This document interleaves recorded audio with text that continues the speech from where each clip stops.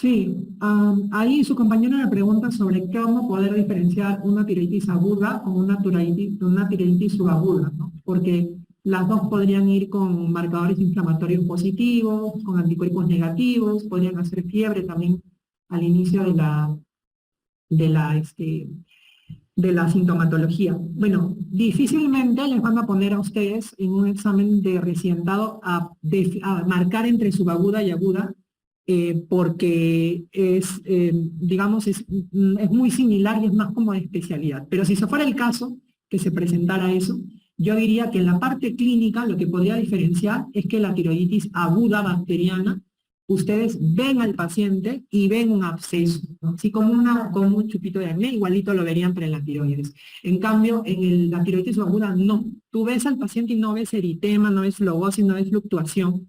Simplemente el paciente tiene dolor y demás.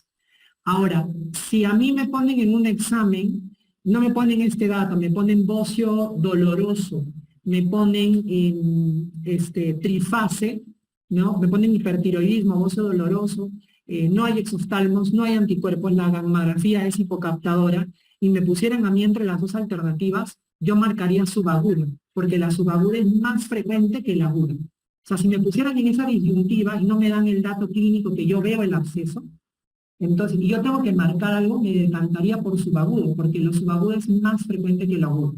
En esta época, por ejemplo, post-COVID, había un montón de casos de tiroiditis subaguda, ¿no? Que el COVID es un virus. Entonces, por ejemplo, se ha visto mucho eso. Entonces, al final me decantaría por prevalencia en marcar tiroiditis subaguda, ¿no? Sí, doctor.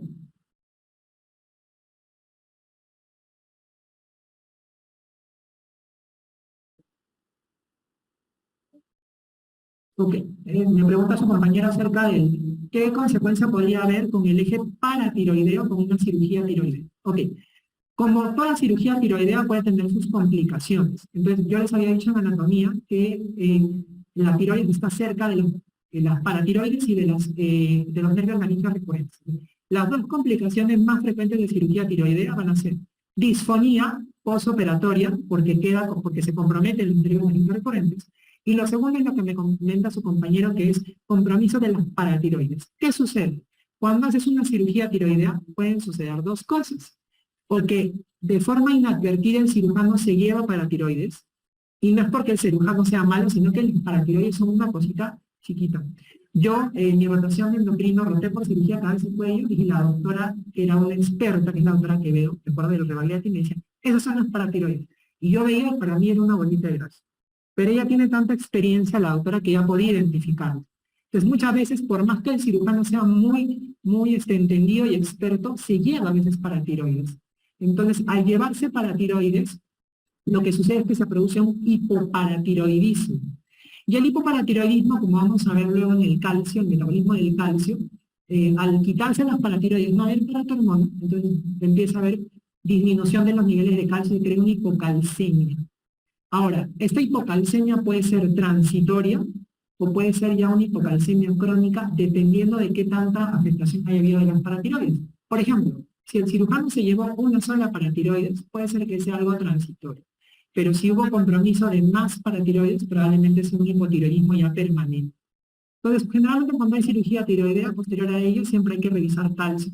Y eso le voy a dar el dato cuando hablemos de hipocalcemia. ¿Alguna pregunta más en el auditorio? Sí, doctora.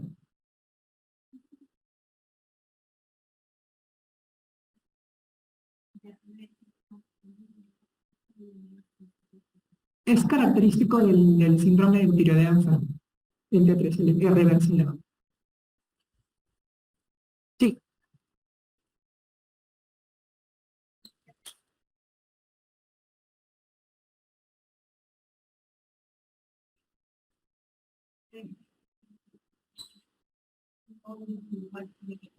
Ujú. Bueno, usualmente un nódulo que mide menos de 10 milímetros es difícil biopsiar. Algunos colegas que tienen experiencia biopsiando, patólogos, ecografistas o endocrinos, a veces pueden biopsiar hasta de 7, pero menos de 7 es difícil. Sí, es muy difícil biopsiar, se traspasa la aguja. Ahora, este corte de 10 milímetros, acuérdense que es para el nódulo que tiene todas las características de malignidad, que vendría a ser un TRAC5. Yo no les he querido poner el TIRAX porque realmente es más para endocrino, para la especialidad, pero por ejemplo ustedes ven el TIRAX 4, es un nódulo que tiene, que es un nódulo generalmente sólido, hipocogénico, pero a lo mejor no tiene microcalcificaciones ni tiene bordes irregulares. Ahí por ejemplo el corte aumenta, ya no son 10 milímetros, sino son 15 milímetros para hacer biopsia, ¿no? Por ejemplo, si el nódulo es sólido, pero no es hipocogénico, sino es isocogénico, hiperhomogénico, tiene otro color, el corte aumenta, ya son 20 milímetros. Entonces, realmente eso va a depender mucho, pero para que ustedes tengan el dato, si cumple con todos los criterios, es un TIRAX 5. El TIRAX 5 es altamente sospechoso de malignidad y el punto de corte en tamaño son 10 milímetros. O sea, 10 milímetros o más se tiene que biopsiar. Bueno, si no hay más preguntas acá, voy a ir con las preguntas del chat. Me preguntan, ¿cuáles son los síntomas de compresión? Los síntomas compresivos son los 3D, disfagia, disfonía y disnea, ¿no? Que se producen básicamente por la compresión de las estructuras aledañas, la disfagia por compromiso del esófago, la disnea por compromiso de la tráquea, y en el caso de la disfonía por los compromisos de los nervios laringorrectales. ¿Cómo sospechar de un síndrome de tiroideo enfermo? Me preguntan, ya lo dije, es un paciente que tiene una patología críticamente enferma, les van a poner que está hospitalizado por una infección, por un infarto, por una pancreatitis, que le piden un perfil tiroideo y le sale TSH y T4 normal, pero T3 bajo. Pues, ¿cuál es el diagnóstico? Es un síndrome de tiroideo enfermo. ¿Cuál es el hallazgo que confirmaría la patología? Una T3 reversa elevada. Me preguntan, ¿el CEA, el antígeno carcino embrionario, también es marcador de carcinoma medular de tiroides? Sí, también puede funcionar como un marcador tumoral en el carcinoma medular de tiroides, aunque principalmente utilizamos la calcita. Ok, me preguntan dosis de fármacos para hipertiroidismo. El hipertiroidismo lo maneja el endocrinólogo, pero usualmente la dosis del hipertiroidismo va a variar dependiendo de la severidad. Casos más leves suelen ser 5 a 10 miligramos de tiamazol al día. Casos moderados pueden ir hasta 20 o 30 miligramos de tiamazol y los más severos hasta 40, 60. Pero yo les sugiero, chicos, que si ustedes tienen un hipertiroidismo, mándenlo al endocrino, porque es muy difícil manejar hipertiroidismo. Hasta nosotros mismos hay pacientes que la función tiroidea, le aumentas un poquito el tiamazol y se va al otro extremo. Le quitas un poquito el tiamazol, vuelve a ser hipertiroidismo. Entonces no se arriesguen a manejar hipertiroidismo si no son endocrinos. Mándenlo a un endocrino, el hipertiroidismo sobre todo. El hipo todavía se podría manejar, pero el hiper no. El propanolol es una contraindicación absoluta para una gestante. En el primer trimestre usualmente no se estila tampoco utilizar beta-adrenérgicos, se trata de mantener a la paciente solamente en observación, pero si el caso es muy severo, podría utilizarse propanolol también a dosis bajas. Pero usualmente también vendría a ser como algo relativo en la gestación, sobre todo en los primeros trimestres de la gestación. Me preguntan para el tratamiento de la crisis mixedematosa. En el caso de la crisis mixedematosa es un hipotiroidismo severo. Acuérdense ustedes que el tratamiento es levotiroxina endovenosa en dosis altas. Generalmente se da de 300 o 400 microgramos de levotiroxina por día, las primeras 24 o 48 horas. Pero acuérdense que antes de dar la levotiroxina, yo voy a dar glucocorticoides en dosis de estrés. ¿Por qué? Porque puede haber asociado una insuficiencia adrenal, ¿no? Lo ideal sería que apenas llegue el paciente, le saque una dosis de cortisol y lo mande a analizar para ver si el paciente tiene insuficiencia adrenal. Me preguntan si influye algo el número de nódulos para hacer cáncer de tiroides. No. Se ha visto que hay mismo riesgo de cáncer de tiroides si el paciente tiene un solo nódulo o varios nódulos. Es igual el riesgo, va a depender de las características. Me preguntan por qué en la evaluación del nódulo tiroideo solo se pide TSH y no T4 y T3. No, básicamente pongo TSH porque es el examen, digamos, más rápido en el que tú puedes hacer el diagnóstico de la disfunción tiroidea, pero podrías pedir T4 y T3, no es que no le puedas pedir. Puedes pedir, si tú sospechas que hay un hipotiroidismo asociado, le pides T4. Si sospechas que hay un hiper, T4 y T3. Pero si el paciente está sin síntomas, le puedes pedir solamente TSH para guiar. ¿Cuán rentable es aprender el TIRAX para examen? No creo. Si les viene una pregunta, lo mucho sería la que les he dicho, TIRAX 5, que tiene la mayor características, y lo que se hace es, porque es muy engorroso con decirles que ni yo, o sea, Yo me sé el dato porque, bueno, ya lo manejamos tanto, pero igual es muy difícil para poder calcular el T-RADS, entonces no creo que les vengan preguntas de T-RADS, salvo el T-RADS 5 como les digo.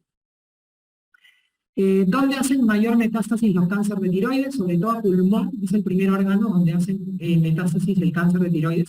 El cáncer diferenciado hace metástasis a pulmón, luego le sigue hueso y luego le sigue hígado. También puede haber el sistema nervioso central, pero el más frecuente es pulmón. Si les preguntan en algún lugar con mayor frecuencia va a ser pulmón. ¿Qué antibiótico va a ser más efectivo para la tiroiditis aguda bacteriana? Dependiendo del agente etiológico de la tiroiditis aguda bacteriana, así que ahí no se pierda la clase de antibióticos.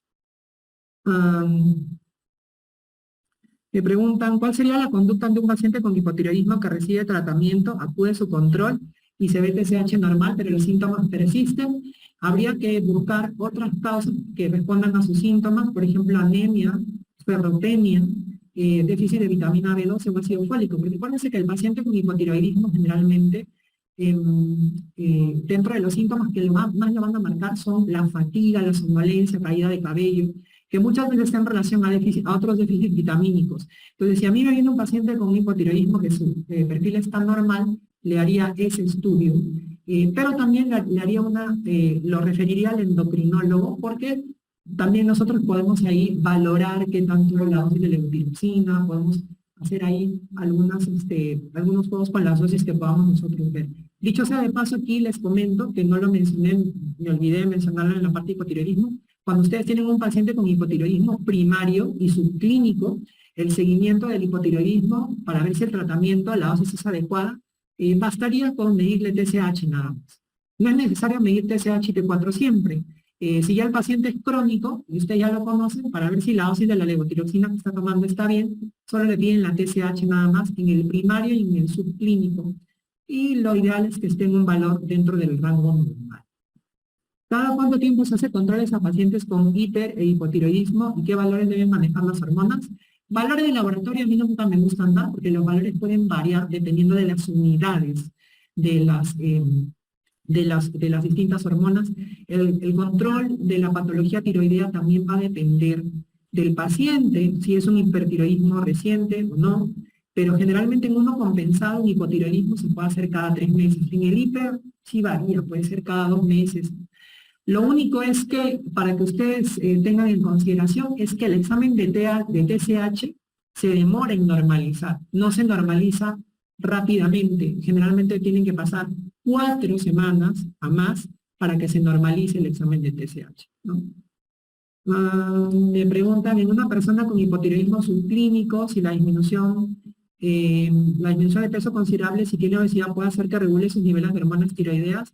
No necesariamente, porque si bien puede haber obesidad e hipotiroidismo asociados, acuérdense que la obesidad va a responder a otras causas también, entonces puede ser que baje de peso, pero los niveles de hormonas tiroideas sigan estando en rango subclínico, ¿no? Entonces no necesariamente la pérdida de peso podría regular. ¿Cuál es la vía de ingreso en la tiroiditis aguda? Generalmente, como les digo, son pacientes que están inmunocomprometidos, o pacientes, por ejemplo, pediátricos, donde tal vez el sistema inmunológico no está tan bien desarrollado. Y bueno, en este caso, usualmente puede estar en relación a la vía hematógena, ¿no? De que el paciente tenga algún otro contacto por algún otro medio y que por vía hematógena llegue a la tiroides. En el caso de las bacterias que son más frecuentes en la tiroiditis aguda, van a ser sobre todo los gram-positivos. En cuanto al tratamiento de hipotiroidismo subclínico, chicos, eso va a depender mucho del tipo de paciente que tengamos. Ahí en ese caso yo también sugiero referirlo a endocrinología para que se pueda hacer la evaluación.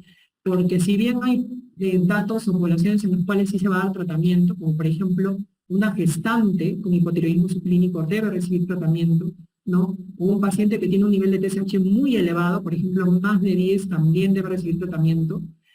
O un paciente que tiene anticuerpos positivos muy altos, anti-TPO positivos, también debe recibir tratamiento.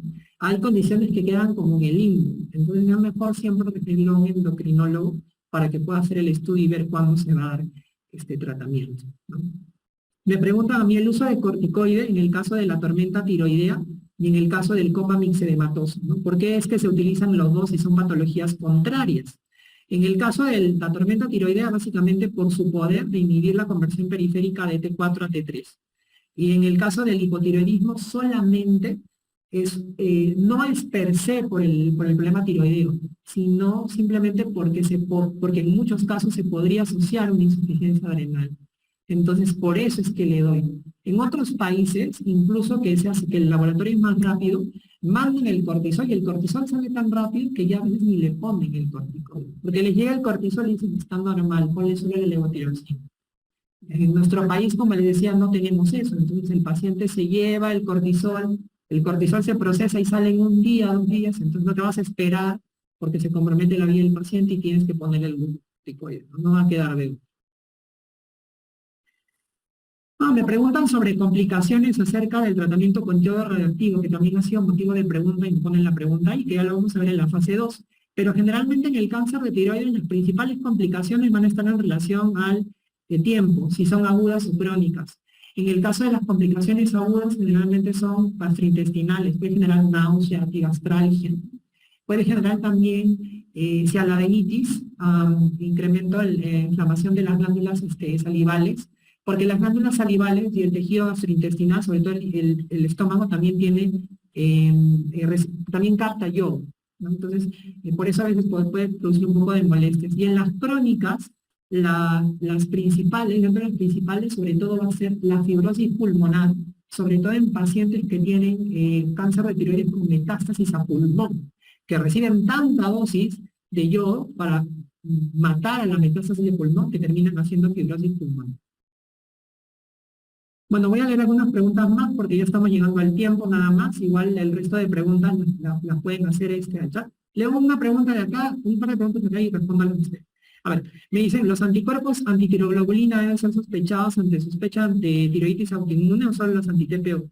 No, con los anti-TPO bastan realmente. Los antitiroglobulina más sirven para el seguimiento del cáncer de tiroides, ¿no?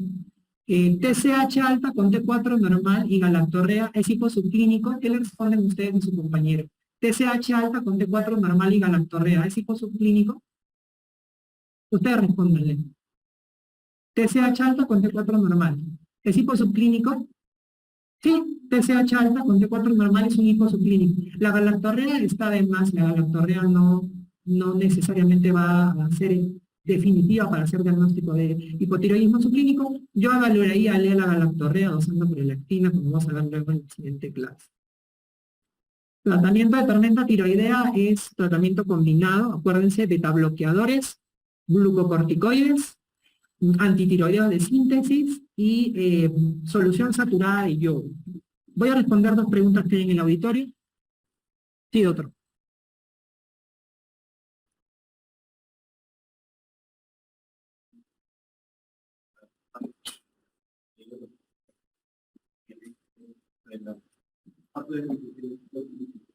Sí, por eso les digo que el hipotiroidismo subclínico es mejor que lo refieran al endocrinólogo, porque hay que valorar muchos datos. Uno es el criterio de la edad, otro es el criterio de si el paciente está gestando o quiere gestar. El otro criterio es si el paciente tiene anticuerpos positivos para poder dar tratamiento. El nivel de la TSH, si la TSH es muy alta. Yo les digo, mire, hasta en el hipotiroidismo subclínico, ustedes pueden tener un caso clínico y yo les digo, le daría tratamiento. Va a otro colega y le dice, yo esperaría, porque no hay nada, hasta ahora el consenso es muy distinto, va variando con los años. Tanto así que hay algunos, los europeos, por ejemplo, ahora son más exigentes y dicen, no, hipotiroidismo subclínico no tiene síntomas, tiene la TSH, si la TSH no está más de 20, no le das tratamiento. Entonces puede variar, entonces por eso refiéranlo siempre al endocrinólogo, eso no hay que hablar. Sí, doctor. Sí.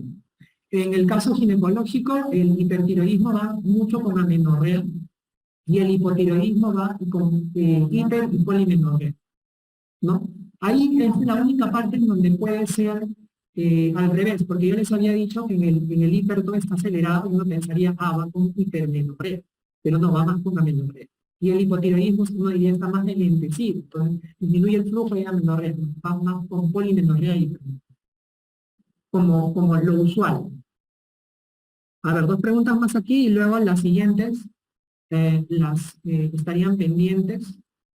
El tratamiento con levotiroxina en pacientes mujeres mayores aumenta el riesgo cardiovascular, sí.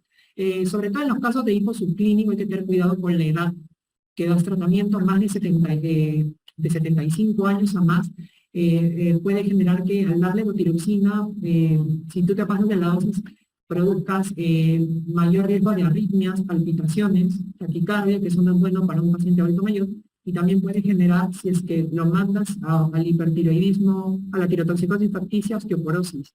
Entonces, por eso les digo que el hipo subclínico tiene que verlo un endocrino siempre, ¿no es cierto? La última pregunta dice, buenas noches, por el tema del examen, luego de palmar un nódulo tiroideo, si nos preguntan, el siguiente paso sería ecografía o biopsia, ya. Aquí en un examen, eso le iba a decir en la fase 2, pero cuando la preguntaron, en los exámenes casi por tendencia, la mayoría de casos que le ponen son nódulos que van a requerir biopsia, entonces casi siempre la respuesta va a ser biopsia, en los exámenes siempre va a ser biopsia. Pero para el día a día, lo primero sería hacer una ecografía, no me voy a mandar a hacer biopsia sino más. ¿No? Pero en los exámenes la tendencia es que la respuesta sea biopsia, en los exámenes. ¿No? Pero lo ideal sería primera, segunda de cuarta. Bueno chicos, quedan algunas preguntas que voy a pedir que me las pasen luego los de soporte para poder enviarle las respuestas. Así que eso sería todo y nos vemos en la siguiente clase, que es diabetes, la siguiente clase.